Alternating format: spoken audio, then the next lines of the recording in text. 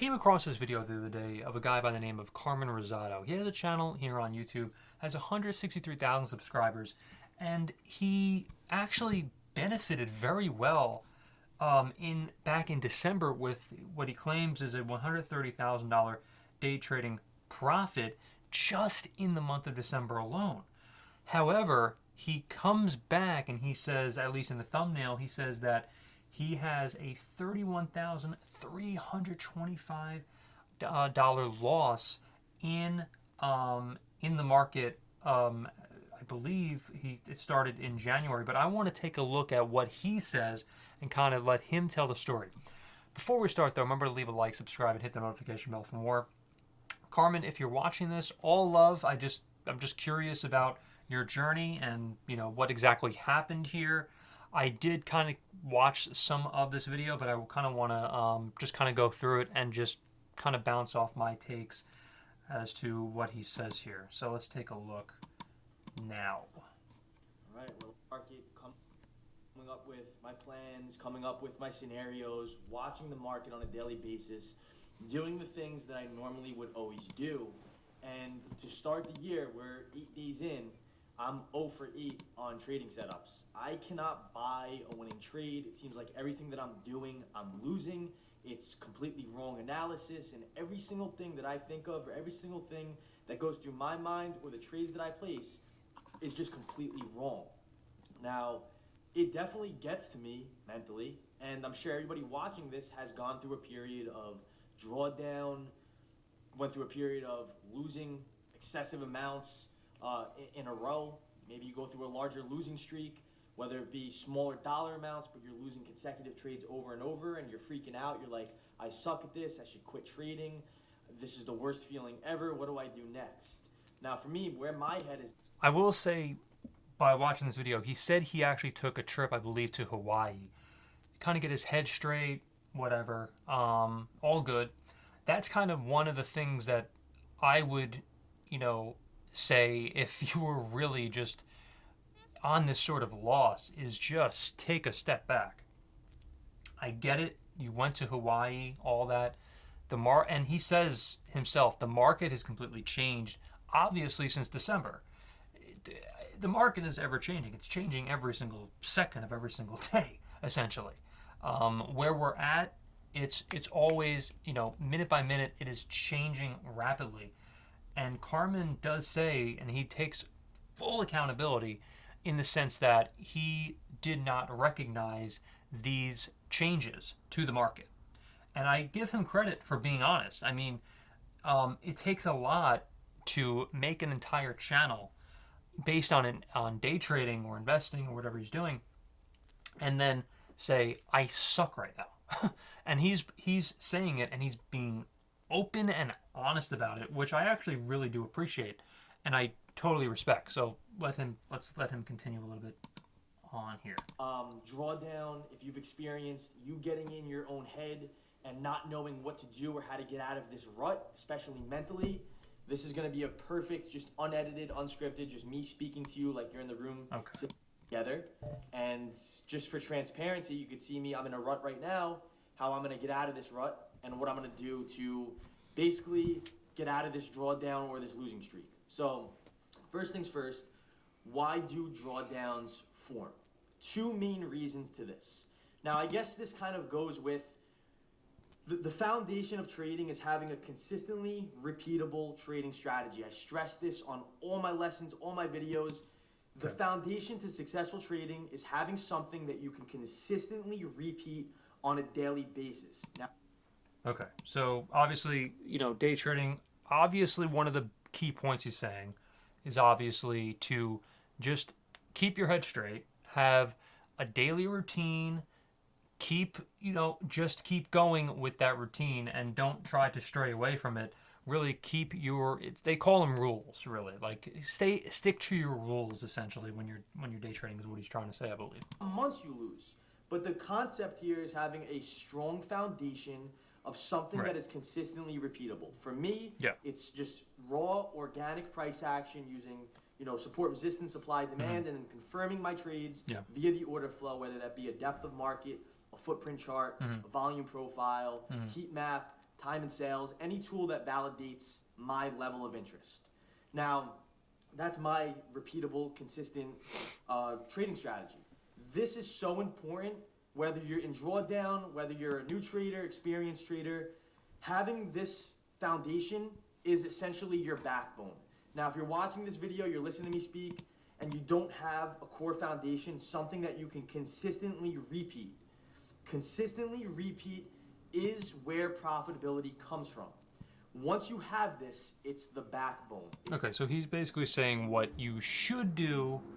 I want to get to what he's not doing and why he's losing all of this money. First, once you have that backbone, it's easy. And in the market, conditions change. Yeah. Now, some conditions. So this is what I was saying. Larger volatility. This is what I was saying. So market conditions are ever changing, and he's obviously not up to date with those market conditions. At least as of 9 days ago when he recorded this video, or at least put it out.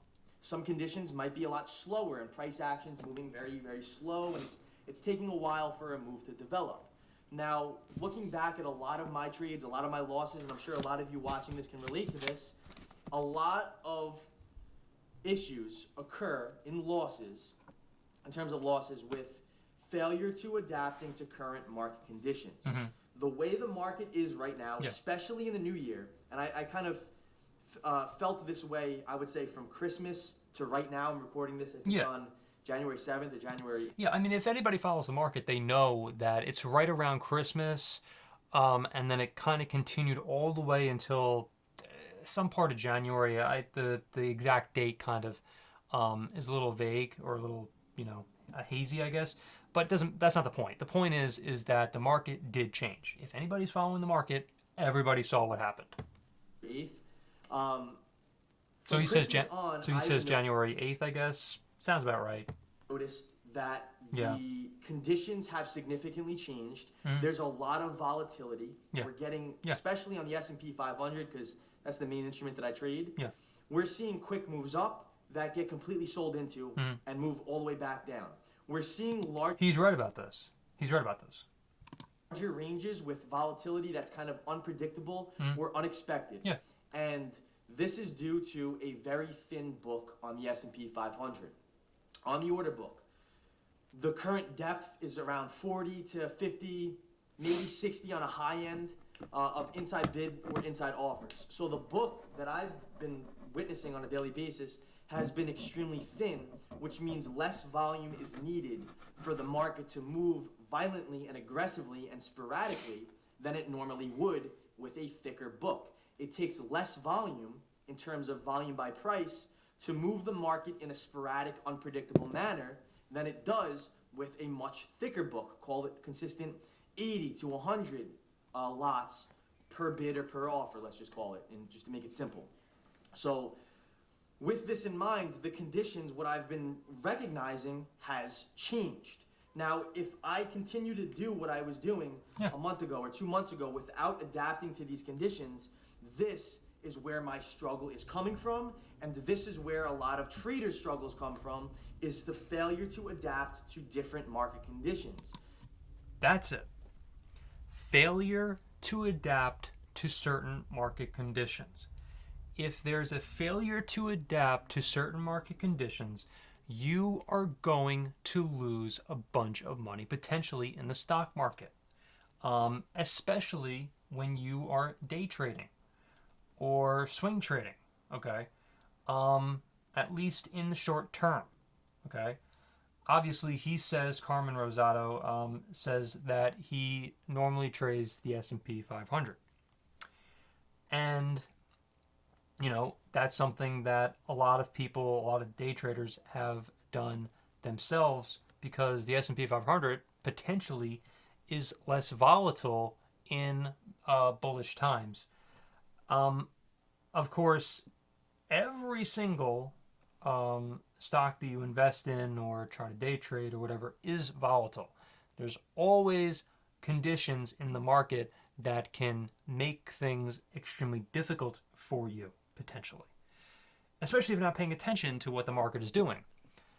CAR.MINE owns up to his mistakes. He sees that he is not, doing a great job to recognize the market, and the market changes, and that's where he messed up big time. And so I give him credit for coming out with this video, and we can kind of dissect it and kind of understand what exactly happened here. So Carmen and ROS.ATO, if you ever do see this video, you may not, it's fine, all good, obviously, but if you ever do see it, all love. And I just really wanted to see exactly where and what happened with you, and the struggle that you've been facing here. Because anybody who invests in potentially Eli Lilly or Waste Management, the S&P 500, the list goes on, SEHD, I mean, a lot of these companies have been, going down in terms of value and market cap.